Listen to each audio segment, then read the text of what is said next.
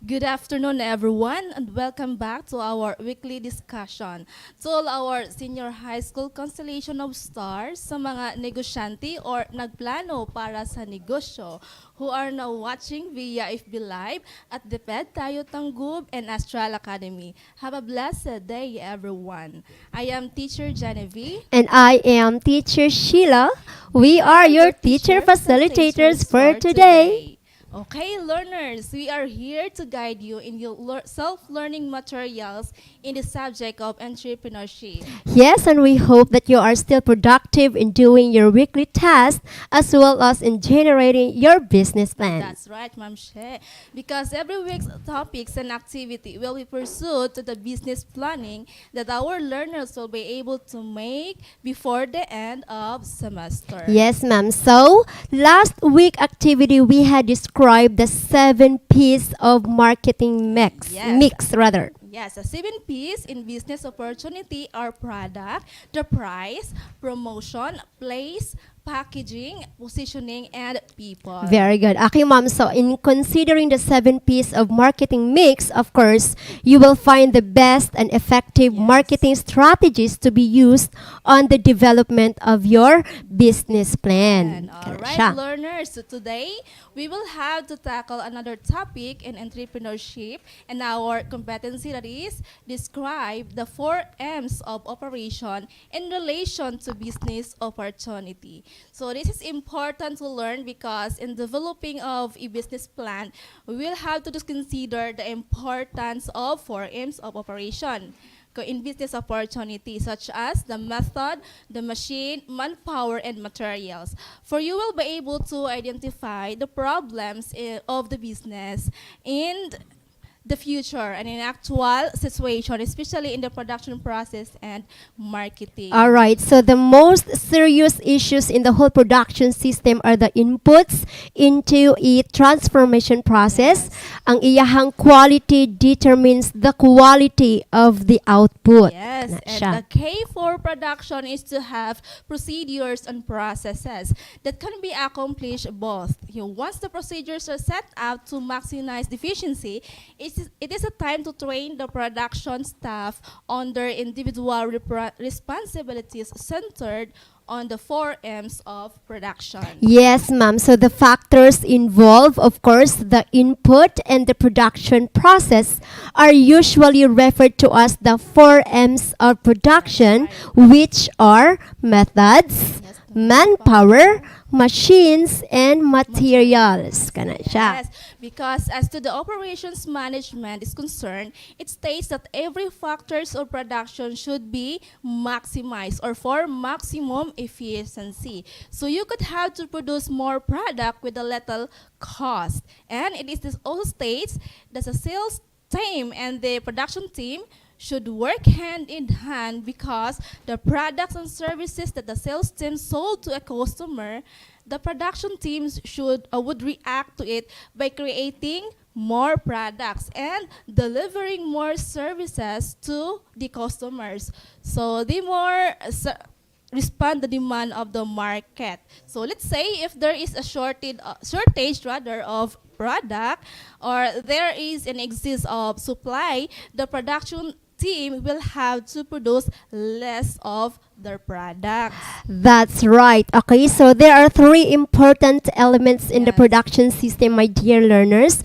Of course, these are input, product process, and ang pinaka-importante ang output. Okay, so to elaborate, ang inputs includes the manpower, the materials, machine, the design, and the instruction. Yes. So while product process, it's also referred to as the transformation or conversion process. So it is the stage of production where ang materials are transformed into the final product with the aid of manpower and machine. That's Okay. for and another is that the final product is called as output. output. Okay, and output represents the final product from the production processed and distributed to the customer. So that's for an output, final product. Okay, so now learners, when we talk about businesses or business in any kind of business, whether mapadako siya or mapabig nga businesses, we are always going to talk about the 4 M's. Importante ni siya. We have in there operation because it's part of the business operation, ang 4 M's. Yes. So unsa na siya ma'am kanang The 4 M's M's? of operations are the things that you will need in order to produce an output. Okay, in order for you to produce an output, that you would have to talk about the 4 M's of operation. Okay, these are the more important things that you will have to take a look for you can produce of quality products on your business. All right. So here, let's begin to the first M, which is method. Sa upat ka magsugod tag Sa method. isa ang method. So basically, learners, method refers to the system and step-by-step procedures in producing and creating product. So it is a day-to-day operations of the business. Okay, so when Naagyon na siya, ma'am, When method. we talk of methods, it's about the process in order to transform raw materials into finished Products, yes. And it's very important because if you don't have method, you cannot attain your goal. And dear learners, in order to meet your goal, you always use to follow method. Kana. Okay, so Emphasize ka ba method?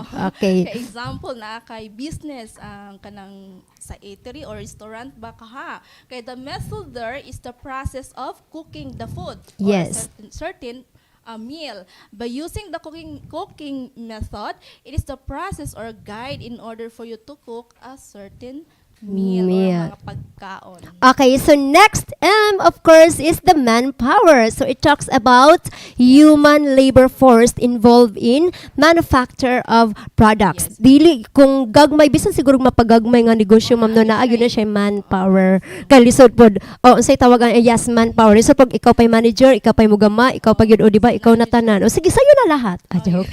Diba? So supposedly, naagyo na siya, mapagagmay. So say for instance, kanang mga gagmay nga tindahan, di ba? Naagid sila, yes. Oh, naging na sales. Pero we are talking about the manufacturing of the product. Oh, diba? yes. So, Kana siya. step by step gi-follow. Pero napay mga tao nga magbuhat o kinsa na sila nga imong pwede Mga skills na sila, mga skilled rather. Mga skilled na sila. worker Okay, para yes. sa imuhang negosyo.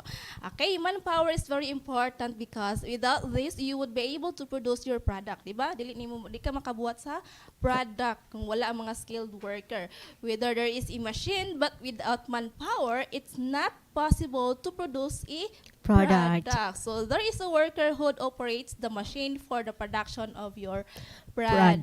Dili man mo kalit og dagat ng machine. Lagi mo So, operate. So, Sige, so ka-bright sa machine, no? Okay, sa'yo na. Okay, so that's right. So meaning to say, manpower is the worker, if possible, to break down the production into different stages and decide the number of people needed for each stage of the process. We're Kana. talking about the production of the product. Yes. So it is measured as the most serious made factor of production. So the entrepreneur must determine and think match the most competitive skilled employees or worker with the job at the most appropriate work. Nadia, appropriate work. Kalisod po mo patrabahoon ang imuhang trabahante nga di pud siya kabalo, di ba? Mga skilled workers.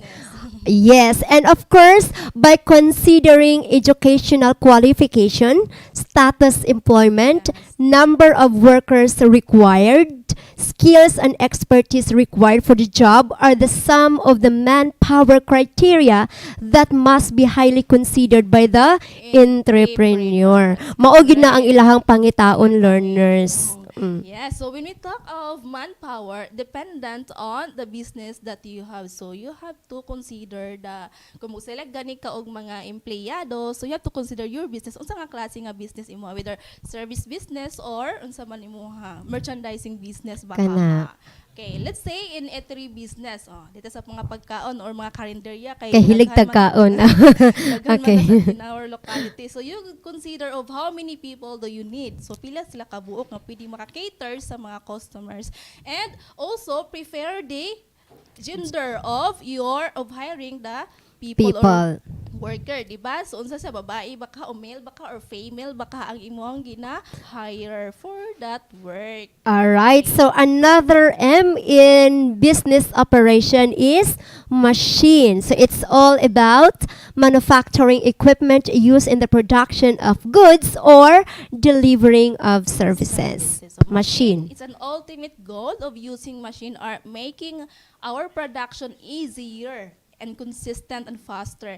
And the volume of production to produce in a small amount of time, mas madali siya because they are programmed to do such thing and they operate. Mo na nakanindot pud ma'am no kapag naay machine kay paspas pud mas daghan pud sila og product nga ma-produce. Yes. Yes. Ang iyahang output, diba? Yeah, so that's true. So it's used for manufacturing a product in a faster and easy way. So it is also dependent to the type of business that you have, Okay. of Kasi course. for example, na laundry business ay imuha, di ba? So laundry equipment ang imuha. Kasi po mag-hire kag ba tao na ating laba. Sige go, mag-for hire tao koan. Labandera. Pwede si iba na alawin na namang laba. Okay, just kidding. Okay, go. Okay, the Next. process of selecting the type of equipment to purchase, kung ikaw mo palit kuno kag equipment nga para sa imong negosyo, the entrepreneur may consider the types of products to be produced. Unsa nga product ang imong i-produce? So dapat fit pud siya sa imong Business. buhaton. So Yes, what yes, is the yes. product that we need to produce and what equipment do we need to Procure. paliton? Another is production system should be adapted. Naka-fit po siya sa imuhang equipment nga imong gipalit para sa imuhang negosyo. Then the cost of the equipment, basig mahal na kay ang cost niya or ang importante gud is ang quality sa product. Okay? Another is the capacity of the equipment. Kumbaga, kung daghan na kay ka og mga kanang demand, ako na kay imong demand. So, posible pod ang capacity sa equipment nga imong i-procure is dako-dako pod siya. Nga makumo kuan sa daghan kaayo nga products. Okay. Another is availability of the spare parts in the local markets. Kay posible mo siya o daghan na kay dako kaya imong demand tapos dili ka ma-stop ay imong operation tungod kay naguba ang imong equipment niya magkuan pa ka sa laing country layo kayo. So Di ba mo plate pa ka? Pating mahala. online man good siya. Online bitaw. So it should be available in our local markets or dool ra siya na nearby cities baka mapalit para dili ma-stop ang operation sa imuhang business. Another is efficiency of the equipment. So what we need is that the lower the cost but the high quality of the equipment. So muna pinaka-importante. Okay, so dapat pag negosyante ka, smart ka. Pagpamili sa imuhang mga equipment. Dili kayo siya mahal at the same time ang iyahang kalidad, ang iyahang quality. Ana man gyud ta. Okay, so here our next M is materials. Okay, so let's talk about the materials is necessary in manufacturing product. So we are also talking about the raw materials nga imuhang gamiton for the production. The entrepreneur may consider the following: the cost of the raw materials. Diba? Raw materials nato kung sa baka mahal baka kay it differ naman dayon sa atong output, sa atong price sa ato ang produkto, diba? Mag-differ naman dayon ng cost. So kung posible kung the lesser the price, the lesser the cost, lesser pud ang ato ang price. Another is the quality of the material na atong gamiton for the production. Yes, and availability, always available as the need arises. So muna kung gingon the same as the equipment ganina, so dapat ang mga raw materials is available bisag diri lang. So doon siya accessible ang raw materials para dili ma-stop ang operation. Another is the credibility of suppliers. So the cheapest possible at the higher quality. Okay, so we have in there, of course, how you are going to describe 4 M's of operation in relation to the business opportunity, such as first we have methods. So this is a step-by-step process. So we have also manpower. So when we talk about manpower, it's people or the worker. Next, we have also machine. So mauni siya equipment to be used to produce a product. And then, of course, materials. This is the raw materials needed to form a product. Oh, inana ra kayo kasayon, learners. Okay, so learners, in your activity, please take a look on your self-learning materials in your activity sheet. So tanawa lang dira, all you have to do is to describe the 4 M's of operation in relation to the business opportunity. So there is a rubrics. Okay, so first one is skillfully understand and pick up information in the discussion that is 10 points. Another is skillfully organize complex ideas, concepts, and information in describing 4 M's of operation in relation to business opportunity. That is 10 points. So a total score of 20 points. Okay, so senior high school constellation of stars, we hope that you acquire knowledge on the topics being shared to all of you. Alright, so stay tuned, learners, because later on we are going to take up another subject, which is the 3 I's. So we have in there inquiries, investigation, and immersion after a short break. This is Astral Academy Cyber School.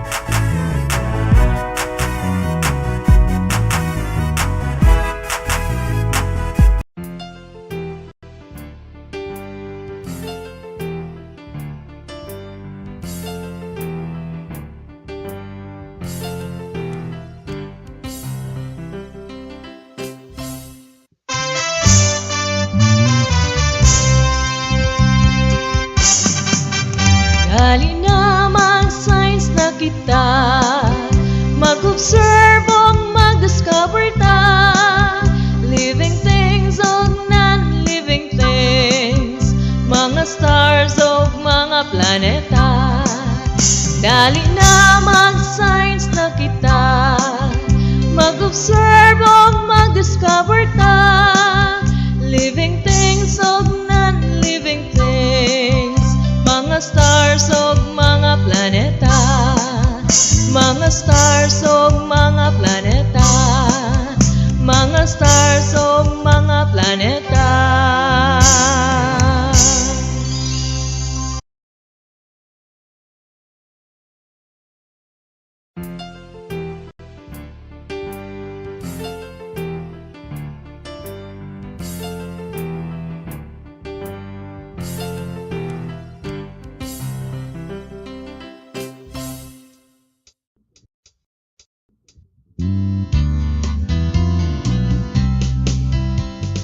This is the way we speak.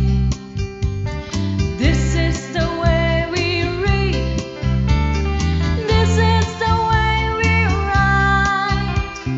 This is the English way.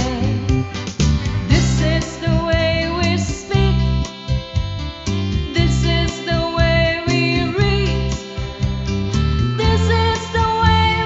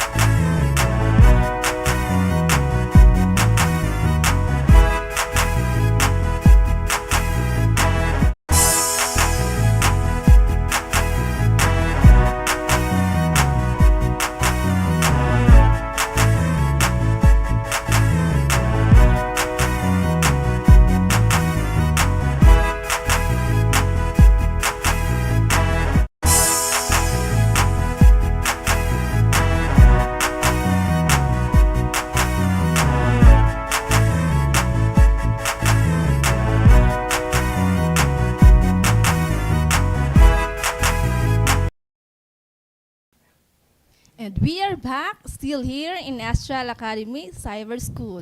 Okay, so dear learners, for our topic for today is all about understanding ways to collect data. Okay, so for our competency for today, at the end of the lesson, you may able to describes adequately research design, either quantitative siya or qualitative. Okay, as you can see, learners, taas-taas ang ato ang competency. This is good for 3 weeks. So 6, 7, and 8. But for now, we are going to focus on describing the qualitative and quantitative data. Okay, so now here, so it has been said that research following a qualitative approach is an exploratory way of finding the explanation of the how and why of a certain event or phenomenon.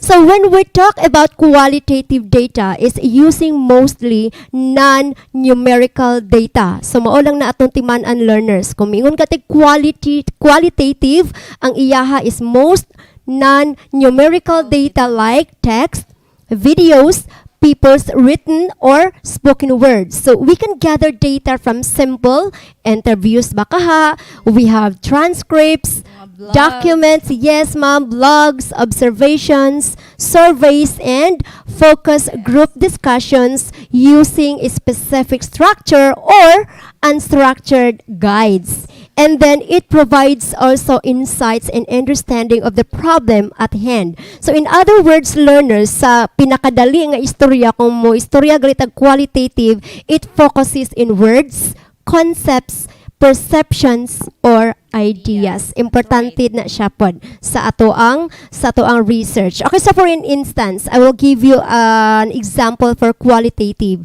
So you could use a qualitative approach to explore what factors a product attribute customers consider when deciding which laundry detergent to purchase. So this could involve undertaking interviews. Yes, mag-interview ka no kung unsa nga laundry detergent, and focus group session to get people talking about their ideas, perception, ug ang ilahang feelings regarding sa laundry detergent. So it's all about qualitative. Kung atong i-describe, maugid na siya qualitative data. Non-numerical value. Very good, ma'am. Okay. Another is quantitative data. So defined as systematic investigation of phenomena or inquiry by gathering quantifiable data and doing statistical, mathematical, or computational strategies. So it also quantifies the data and generalize the result from sample to target population. Again, in other words, it makes use of numbers and Statistics explanation. So, kung mingutag quantitative is, diha na dayon itong mga graphs, numbers, ana. Yes, mga tables. Okay. Like for instance, you could use a quantitative approach to measure what percentage of people prioritize price or any other variable when choosing a laundry detergent. So when choosing this, you could also assess how this percentage varies between neighborhoods, baka sa cities, baka ha, or in a different demographic groups. So as you can see, qualitative data and quantitative approaches can both use to research different aspects of the same topic or area of interest. Ako say for example, ma'am, no, kung ato ni siyang i-connect sa ato ang business. Okay. Kung ako tong negosyante ko no hay nga magsugod pa lang. So of course, kumbaga mag-conduct ko og research, dili siya ingon nga big kaayo or dinagko nga research, pero at least makainahinay no kung unsa kay need ani sa community. Di ba? So pwede ko mag-interview ba ka ha? Yes. Kana siya. Okay, so we are talking about quantitative and qualitative data. So now, let's go deeper. So let's describe it more kung unsa man gyud pagyud ng quantitative or qualitative. Okay? So in quantitative again, research allows you to test hypotheses. So, you can expect to see data collected with this approach will mainly be expressed in numbers and graphs. So, more siya for the quantitative yes, data. quanti, di ba? Quanti Kana siya. Okay, so it also requires, kani siya ma'am, a large dako-dako siya. sample size. Yes. So, aside from that, ma'am, these numbers are then analyzed through math and statistical analysis. So, this type of research methodology learners which tries to quantify, that's the term, quantify the data and establish cause and effect relationship between sa iyahang variables with the help of statistical method. Kana That's siya. right. So on the other hand, sa qualitative data or research allows you to formulate a hypothesis. So yes, opposite siya sa quantitative research. So this approach will yield data that's expressed in words and also require fewer respondents, unlike sa quantitatives kay large Young numbers, yes. Okay, the data is then analyzed by summarizing, categorizing, and Interpreting. Okay, so all right. So now we know the description of the two, but when to use which? Asa man gyud ma'am ano? So it's very simple. Okay, sa ato ang research asa kanindot gamiton na method no ang quantitative or qualitative kana siya. Okay, now here I will give you an example. So if your goal sa imuhang research is to confirm or test a theory or a hypothesis, you're most likely going to choose or opt for the quantitative approach. Kaya nga ba? But if you want to, but if you want to understand and explore an idea, then of course, you should go for qualitative approach. Yes, that's it. So you know what, ma'am? There is also a third approach, so which combines the quantitative with qualitative, and this is called the mixed method. So what does it mean, ma'am She? Okay, kung may tag-mix ka nang combine silang dua. Okay. Diba? Yes, of course. So, as you would expect, attempts to bring these two types of research together, drawing on both qualitative and quantitative data. So, quite often, mixed methods-based studies will use qualitative research to explore a situation and develop a set of hypotheses. Then, once those hypotheses are established, so they will use quantitative methods na dayon to test them. So, it can also work the other way around. So, pwede siya That's for the mixed method. Okay. Okay. For example, they could use the quantitative approach to get the view of a bigger picture. So the what, and then use qualitative methods to explore the underlying reasons. Then the why for a specific trend or observation, and the the quantitative data. Kaya kung maingon maguta og quantitative approach learner, so dito na dayon manggawas ng mga graphs, mga numbers. Then then you're going to see the bigger picture of your research. Kadiha na gyud nimo makita na dayon ang kinatibok-an. Unlike sa qualitative man gyud you are going to say tawag ani broaden your ideas based sa imuhang why. yes, ang mga whys ana na dayon. Okay? So, as you can see, while qualitative and quantitative research are distinctly different, so they are not at odds with each other. So, it is not a competition of qualitative versus quantitative. So, where one is better than the other. On the contrary, learners, pwede nimo siya magamit ang duha or i-mix nimo. So in other words, mix methods to develop a high quality piece of research. So dili ta mo ingon og mas nindot gyud ang quanti or mas nindot pod ang quali. So pwede siya, yes. Kana, that's ma'am, very good. Yes. So depende po siya sa imong research, no? Kay basin dili po right. Okay. So let's see how it applies in concrete example, shall we? Okay. So ma'am, say we want to find out how satisfied students are in their studies. So now we will show you how both approaches can answer this question. So if I am making the quantitative approach, I can survey 300 students at the university. So kay ato naman ang na-mention no, dapat kung mag-conduct dapat isara ka, be specific. Okay, specific ta unsa nga school, unsa nga grade level, okay? So mag-assume ko nga nakasabot na mo ato, okay? So if I am making the quantitative approach, of course, I can survey 300 students at the university and ask them questions like sa scale from 1 to 5, kung scale na to 1 to 5, how satisfied are you with your professor? So of course, learners, with the collected data, I will run the statistical analysis and draw conclusions that might sound something like an average student's DI and a grade sa professor of 4.4 out of 5. So, gamit ako duha.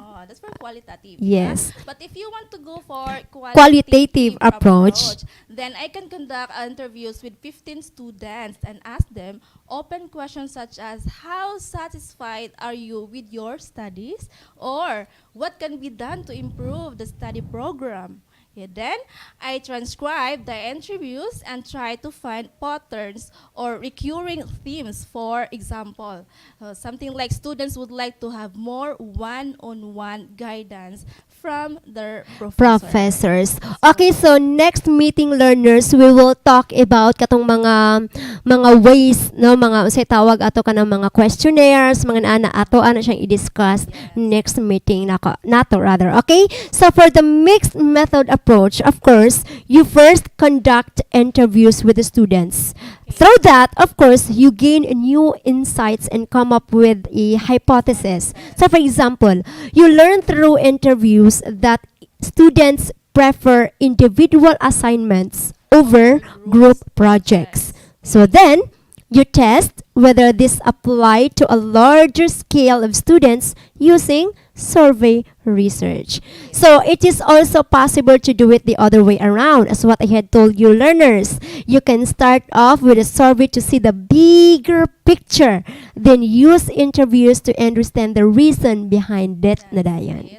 Pwede. So now we will go over a data collection for both approaches briefly. So to collect and quantitative data, you can, for example, survey people online, okay, in person or over the phone, can conduct experiments or observe subjects. And the other hand, collecting qualitative data can be quite different. So you can do an interview, get a focus group, do a case study, or literature review rather.